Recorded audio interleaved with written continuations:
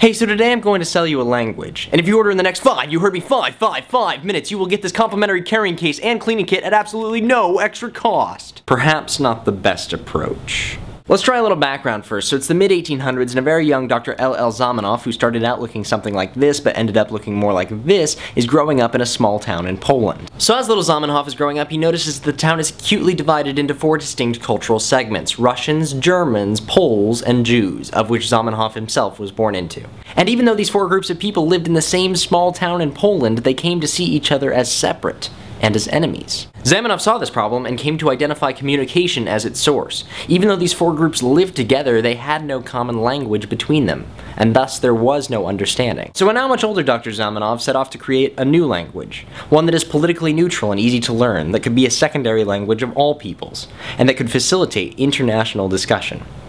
This was Dr. Zamenhof's dream, and he called it Esperanto.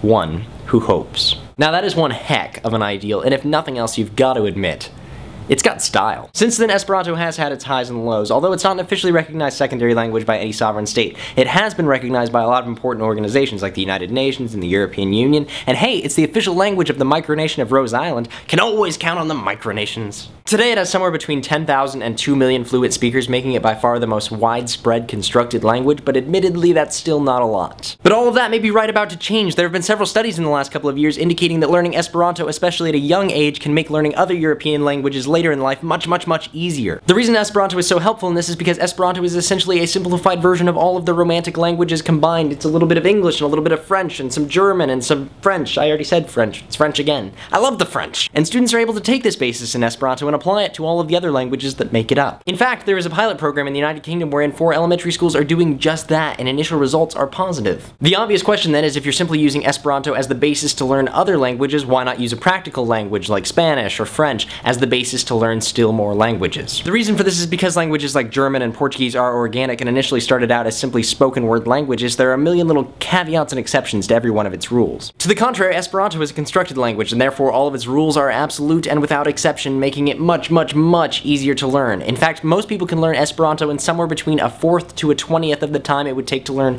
any other language. Because of how easy it is to learn, Esperanto makes the perfect jumping off point for learning and understanding any other Romantic language you should want. In fact, over the years, Esperanto has formed a sort of international culture around itself. There's a whole myriad of music done in Esperanto. In 1966, there was a horror film called Incubus that starred William Shatner that was done entirely in Esperanto. And as wicked cool as that admittedly is, at the end of the day, Esperanto doesn't have a culture or a national identity or an agenda or anything. Esperanto isn't just a language, but an ideal of international understanding and cooperation.